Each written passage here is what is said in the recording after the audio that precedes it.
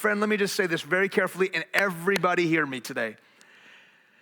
This is essentially the fight of faith against sin. If you are struggling, if you've got this sin that has just got a vice grip on you, is just dominating your life, hear me say this.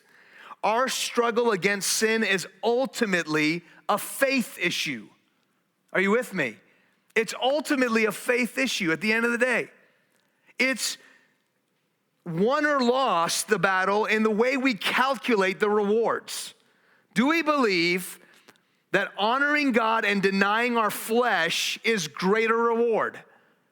Or do we believe that the fleeting pleasure of sin is greater reward? And I want you to see, by the way, that there's pleasure in both routes.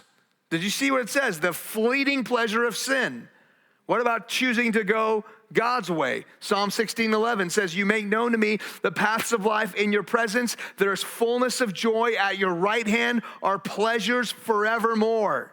You see it? But catch the difference in the pleasures, okay? The pleasure of sin is immediate, but it is fleeting. It doesn't last. And listen to me, friend, it ultimately leads to death. That's what James 1 says. When desire gives birth to sin, and then sin, when it's fully grown, brings forth death. That's where the end of that road is, okay? What about the pleasure of holiness or walking God's way?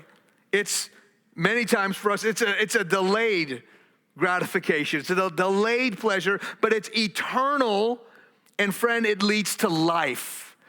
And so in the temptation of sin, faith is the ability to calculate correctly, to look and see down each road and choose by God's grace through faith to walk down this road that leads to life.